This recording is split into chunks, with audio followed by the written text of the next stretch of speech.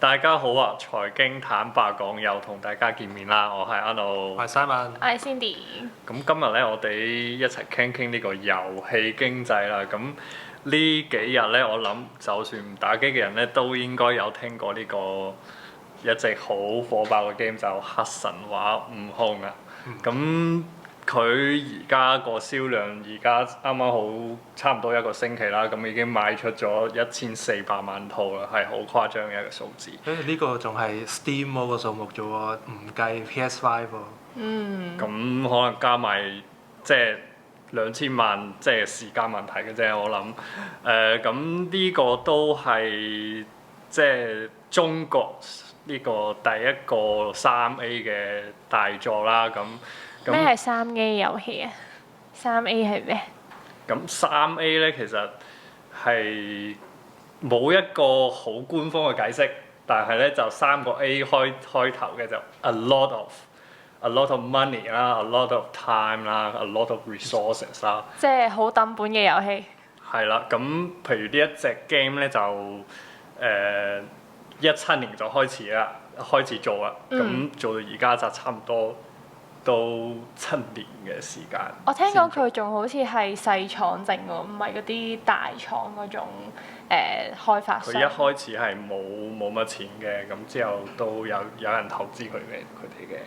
係啊，即係你唔好睇佢而家咁風光，即係佢喺開發嘅時候都曾經財困，都係曾經話爭啲貸款唔到，爭啲胎死腹中嘅。係啊，所以其實如果佢咁成功嘅話，其實係真係抌咗好多心機。係啊。係我哋可以見到即係唔單止係中國嘅玩家喺度買啦，外國都有好多嘅都銷量都唔錯嘅，起碼都200萬套嘅喺海外。咁我嗰晚就睇 YouTube， 一開個 homepage 咧，好多都係啲海外嘅嗰啲博主喺度直播緊個遊戲。咁而家嗰啲 view 數，即係嗰啲試玩啊，或者嗰啲視頻嘅 view 數都好多個百萬嘅。咁下邊仲有好多外國人喺度網友喺度問《西遊記》個劇情係咩？可唔可以簡單講下？呢個咧我有睇過咧，話好似有一條片咧係9年前喺度科普緊究竟即係《西遊記》係咩嘅。有一個外國嘅博主就同人講就啱，你想象咧即係《西遊記》就係啲即係 CIA 啊，咁然後悟空咧其實就係一個黑幫大佬，然後就洗白啊咁嘅故仔，令到啲外國人咧可以比較容易啲理解咧，其實《西遊記》係講咩嘅。咁呢條片咧喺9年前出嘅，咁最近咧佢係重新咁樣 re-hit 翻出嚟，即係當時嘅嗰個科普咧，而家終於真係好多人關注。我覺得呢個係一個幾指標性嘅一個事件，去睇到其實今次呢個即係黑神話悟空呢一個即係文化輸出咧，其實係好成功嘅今次。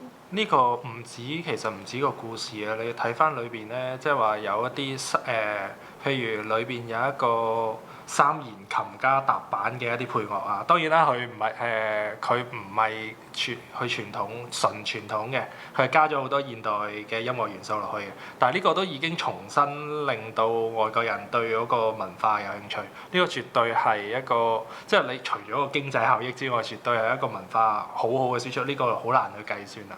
不過我哋今次去講翻成個遊戲嗰個經濟啊，因為俾翻少少數據先，即係而家我哋整個市場即係全球個遊戲玩家咧，其實有30億嘅，係啦，即係基本上差唔多一半人都係玩家，而成個市場價值係2000億美元左右啦。而一半嘅收益係嚟自手遊嘅，咁基本上你可以想像到，我諗玩家嚟講就唔止一半嘅，玩家個人數應該係壓倒性手遊嘅人係啦，壓倒性地多嘅。咁你話有手機嘅人多定係有即係 PS5 嘅人多？咁一睇就知即係手機多好多啦。你玩手遊個門檻好低啊！你有部手機，是但一部智能手機都可以玩啦。咁但係你譬如呢啲3A 嘅遊戲，你起碼要啲即係設備先玩到啦。一係就 PS 啦，一係就 Xbox 啦。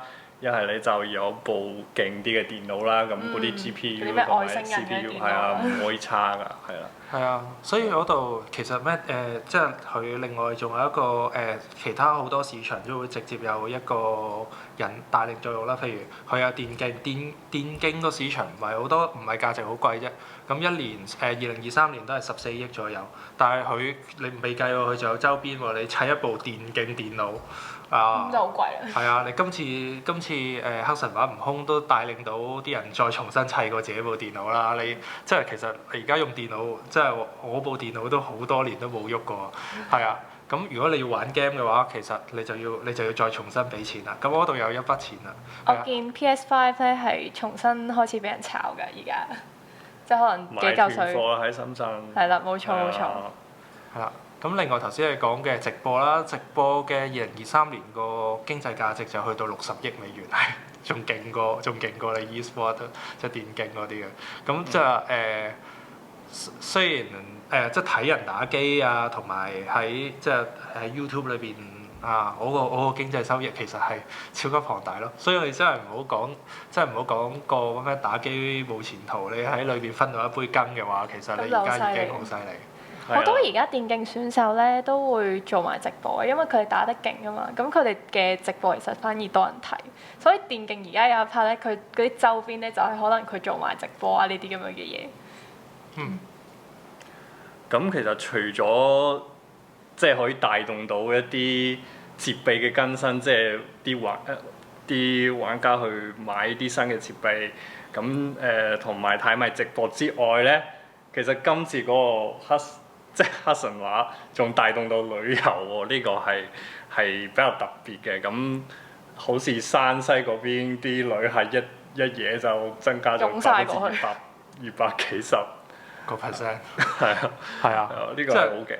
係啊，所以其實裏邊係帶動，即係你製造到一個成功嘅一個 IP 啦。咁你其實你睇翻任天堂，佢賣 Mario， 哇！真係賣咗幾多年啊！其實佢最成功嘅遊戲，基本上到而家都繼續同佢賺緊錢嘅。係啊，所以其實會唔會呢個係會成為咗一個 icon，跟住可以周邊再係周邊再又有周邊咧？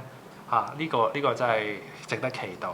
我見山西今次咧，佢哋旅遊部嗰邊咧就已經好快手咁樣咧，整咗一條嗰啲黑悟空嘅嗰啲巡遊路線，即係聖地巡遊。以前咧，我哋講聖地巡遊，可能好多都係我哋要去日本聖地巡遊，睇咗邊個動漫之後，我哋要去嗰度打卡啊點。但係今次就係調翻轉，就係因為一個國產嘅 free 遊戲，咁然後整一條咁樣嘅路線出嚟，大家都好埋單咁樣去睇，即係可能去翻嗰啲廟啊，佢哋覺得好寺院啊，同埋啲古嘅中國建築啊呢一類，我覺得呢一個係一個都幾係中國嘅第一次啦，叫做。係呢隻 game 係喺呢度係擺咗啲新機落去嘅，咁佢就即係掃描咗嗰啲建築，即係古建築啦，咁喺遊戲入邊去還原佢啦。咁你今次其實呢啲官媒都幫手宣傳喎，咩人民日報啊。以前就話唔準打機。係啊，我係冇印象佢宣傳過任何一隻遊戲啦。咁今次佢哋都咁幫手宣傳，係好特殊嘅一個情況。我覺得通常都係有着數就會幫手宣傳，好似之前亞運咁樣，因為有電競啊嘛，咁就會幫手宣傳一下，有電競項目先會。咁今次就係真係文化輸出啦，咁就政府都幫下手咁樣。因為今次個好評咧，係令到咧啲外國嘅玩家咧係可以將中國嘅遊戲咧同埋啲韓國廠牌咧去開始並排媲美。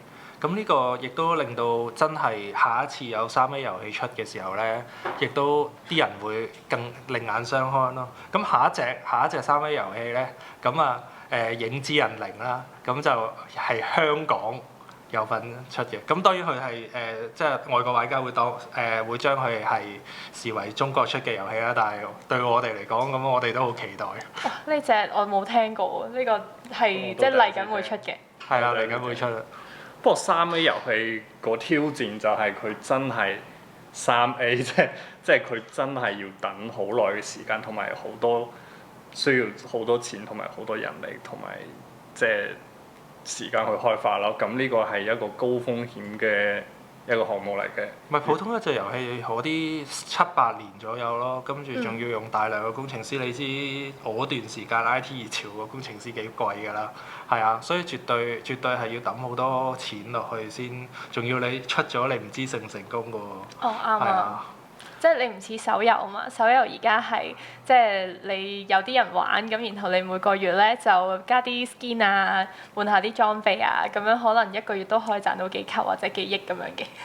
咁但係呢啲遊戲可能即係因為其實以我所知，佢而家入邊係冇得好似買裝備啊嗰啲咁樣玩，因為佢真係純粹係買咗隻 game 落嚟，好似我哋以前買隻碟落嚟，咁就係玩嗰隻碟裡面啲遊戲咁樣玩㗎嘛。One off 咯，one off payment 咯。你頭先提到 skin 啊嗰啲咁啊，即係而家好多遊戲都係用真金白銀去買一啲同遊戲其實真係冇直接關係嘅嘢。其實嗰個譬如了解下，即係我玩遊戲嗰代嘅時候咧就冇呢啲嘢嘅。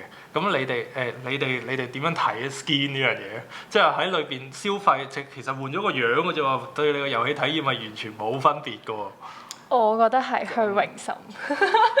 係啦，咁你件衫靚啲，你個髮型酷啲，咁咪你個心情，即係你用嗰個角色嘅心情會唔同咯。但係我就唔會買啲怪嘅 skin 㗎，我係即係你幾廿蚊咁，可能我諗下都可以買下，咁你買到幾百蚊我就唔會諗㗎啦。